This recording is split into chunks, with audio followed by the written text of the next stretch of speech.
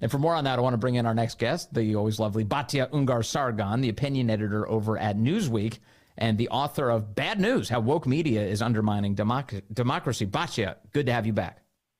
Thank you so much for having me, Vince. Happy holidays. It's so great to be here with you. Likewise. It's always so nice to have you. There's a lot of this debate to the extent that it exists. It got kicked off this week because of two people in particular, the heads of the Department of Government Efficiency, Elon Musk and Vivek Ramaswamy. And Vivek's post on X in particular really lit the fireworks on the subject.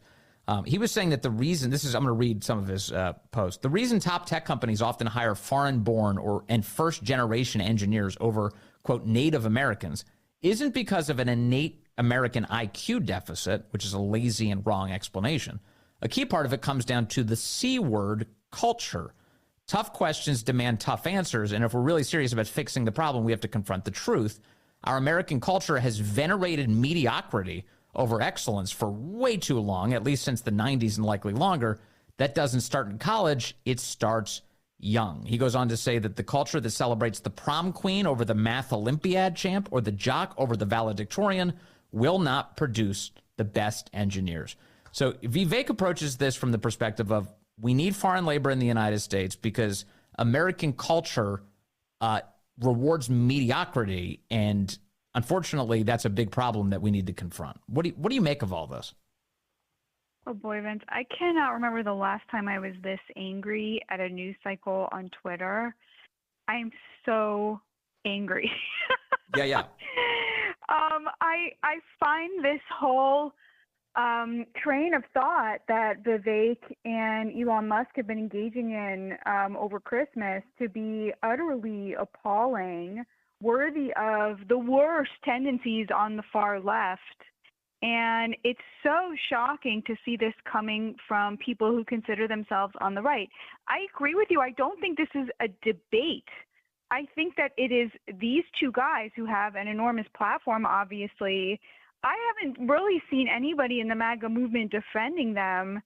And it's utterly appalling. I mean, the idea that the reason that America's working class is struggling is because they are culturally, lazy, stupid, lack talent, lack fortitude, lack commitment to their families. It's disgusting. It's totally disgusting. And if you go through Elon Musk and Vivek Ramaswamy's tweets, that's effectively what they've been saying is we need more H-1B visas because immigrants are better workers.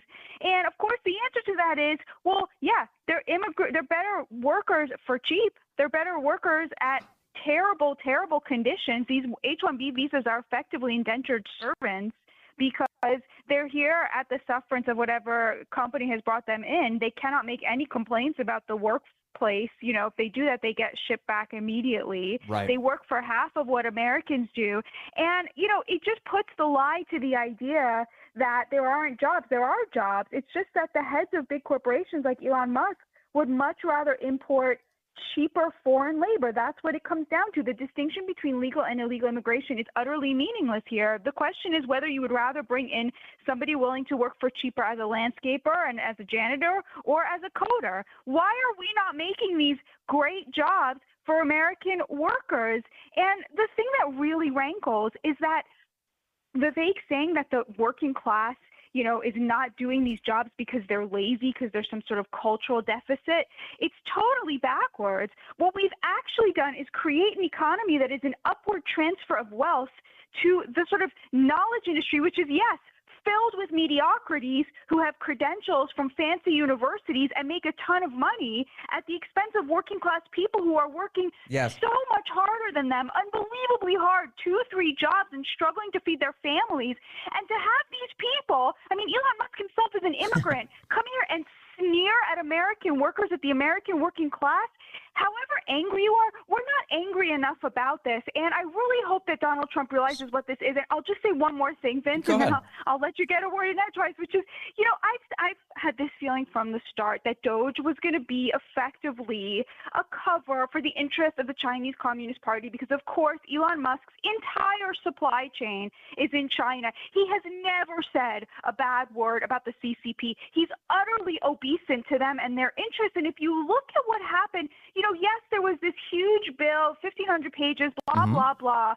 One of the top things that Elon Musk, by intervening, got removed from this bill was a ban on investments in China. I mean, he's doing the bidding of the CCP, and it's all, he likes to masquerade as some sort of maverick free speech person over here.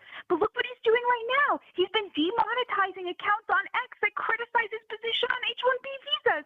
So I just feel like this is not MAGA. I really hope, and I believe actually Donald Trump will see through this. I really think that these people have, written their exit ticket, and they really should have. If you come in here and you call American workers lazy or stupid, that should be an immediate dismissal.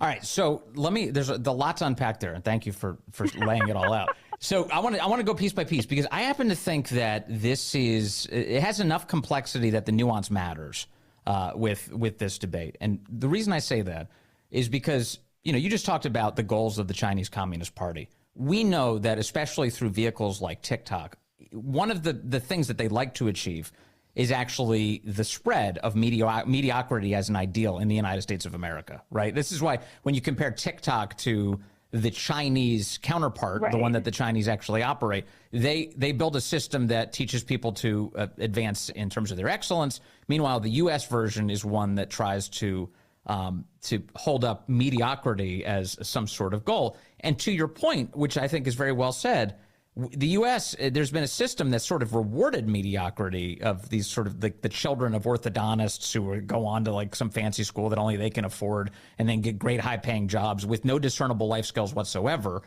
leaving everybody else going, what the hell is this system? I think you're totally right to indict that system. But on the other hand, I'm not ready to throw Elon Musk and Vivek Ramaswamy out with the bathwater. I think that they've done remarkably important things for the country, especially as it relates to working to get Donald Trump reelected against the very establishment that you and I both loathe. And when it comes to our immigration debate, I think it's foolish for anybody to discount. I mean, this is not directed at you. This is directed more at Elon and Vivek to the extent that their arguments can be boiled down. It's foolish to not take very seriously how our system works to the benefit of Americans, because that does seem to me to be the number one thing that we should think about. How does this work for Americans? We're the United States of America. How does this work great for us? And if that includes bringing in super talented labor to occasionally help when we can't find it anywhere else in the country, great, do that. That's wonderful. They say you're taking the cream from around the planet. That's good. But that's not what our H-1B system is. You talked about H-1B visas. H-1B right now, as it exists, is not a merit-based system, but instead it's a lottery, and it shouldn't be. Additionally, employers have to sponsor H-1B visa recipients into the country. So again, as you said, Batya, it's a form of indentured servitude. They don't have anywhere to go. They have no portability whatsoever. They can't just like drop that job and go somewhere else easily. That doesn't happen like that. And so, in fact, the company has all of the leverage over them. And meanwhile, American workers are not getting hired at all, and that's the problem with H-1B. And finally, I'll say this, and this is a weird conversation between you and me because it involves both of us talking at length. But there's another category of visa called O-1. There's an O-1 visa, which is supposedly for a very narrow set of extraordinary talent. Why isn't the conversation more about, okay, how can we better utilize that, and then how can we get rid of all of this H-1B visa abuse? I was just going to say that. I think you're totally right. We already have a visa for attracting people who are uniquely talented in whatever industry they're in. And it's not the H-1Bs, right? And for Elon Musk to then go out and say, I'm talking about the 0.01%, he's not actually talking about that. So I think there is a little bit of, double dealing going on here. I agree with you. What Elon Musk did to get Donald Trump elected, I'm very grateful to him for that. I am unbelievably grateful for how pro-Israel he has been in the wake of October 7th, when there was enormous pressure on the far right, where he, the fringes I'm talking about, but a vocal minority on the fringes, to sort of, kick Israel to the curb and say America first doesn't include Israel. And I think that I have a lot of gratitude for him. At the same time, I think there is a very material reality that we're dealing with here that cannot be discounted. And it's very obvious to us, I think, when you look at a company like Apple. I mean, is Apple even an American company anymore? The way that it's playing ball with the CCP, right? The way that it is so evenly distributed in terms of, the talent pool, the workforce, where it is. It's a multinational conglomerate. It's not even really an American company anymore. It's very hard to say that it operates in the interest of, the United States. I think Elon Musk loves America, but at the same time, I think that his economic reality is very much attuned to the CCP. And for a long time, when he was sort of jumping up and down on stage with Donald Trump, I was sitting there asking myself, Vince, why is China allowing this? Obviously, they would rather Kamala Harris win, right? I mean, the Democrats are so much softer on China than Donald Trump. But you look at what they've already gotten out of this relationship between Elon Musk and Donald Trump, and it's a lot. And he's not even president yet. I'm just saying, let's just be aware. I think Elon Musk is a sort of polarized figure. He's polarizing, but he's also polarized. There's a part of him that loves this country and loves free speech. And then there's a part of him that is willing to demonetize people who criticize him on Twitter and is very, very close with China. And I just would want people to keep that in mind when we look at moments like this, that there is a reality here. And I'm glad to see the MAGA movement pushing back on this H-1B visa thing, because I think it's incredibly important. This is not just a interstitial debate. This is not just a culture war. This is not about Indians. It's about American workers, which is what the MAGA movement is all about, the dignity of the American worker. Yeah. Well, amen. And I've been saying for a long time, I love so much about Elon, but I was always in the back of my head concerned about the China stuff, and not just in the back of my head, out of the front of my head too. I've been talking about it on the air, but it does matter to me, and holding the powerful accountable is always a useful exercise, because in the end, you either figure out why you don't want them on your side, or it actually makes them better, and either outcome is good in my view. Hey, Batya Ungar Sargon, thank you very much. Always appreciate your energy and your time. So nice to talk to you. Thank you so much, Vince. Happy New Year, happy holidays, and we'll talk in the new year, I'm sure. Thank you so much. Same to you.